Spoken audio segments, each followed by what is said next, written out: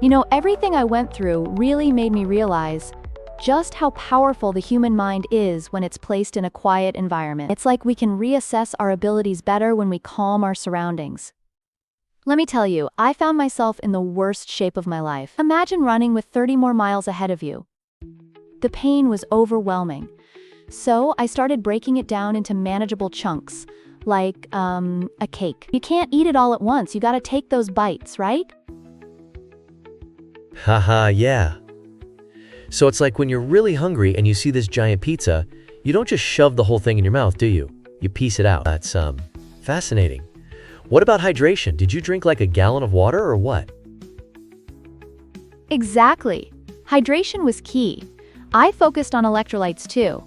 After about an hour, I started to regain my strength and was able to keep pushing forward.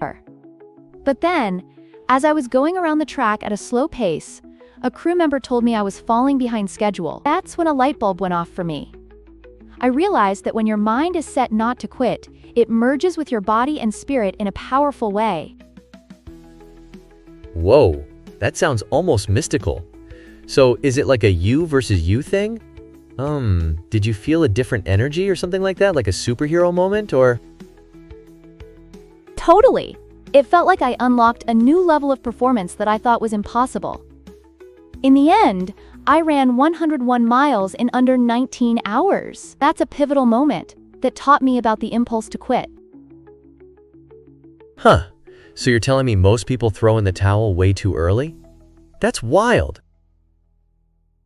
Yeah, many people surrender after about 40% of their effort. But I've learned there's usually much more left in the tank. This is where I came up with the concept of the 40% rule. When you feel like you can't go on, you likely still have significant energy to tap into. Wow. So it's kind of like a hidden reserve in your battery that you never knew existed? Exactly.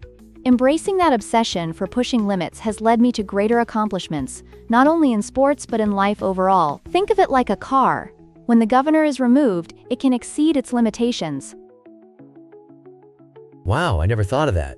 Do you think we all have that kind of potential in us, or is it, I don't know, just for elite athletes? Great question.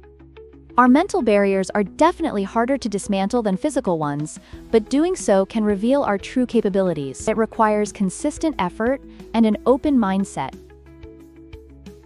It's like that saying about failure being a stepping stone, right? Absolutely. Failure is just a step toward gaining more knowledge about success. I've faced a ton of failures, and honestly, they informed my path forward. So it's almost like suffering is part of the journey? That's, sort of intense. Right. I confront pain as part of this growth, understanding it's all temporary. Overcoming these obstacles is essential for progress. Wow, that kind of mindset can be applied everywhere, huh? Even in like, daily life? Exactly.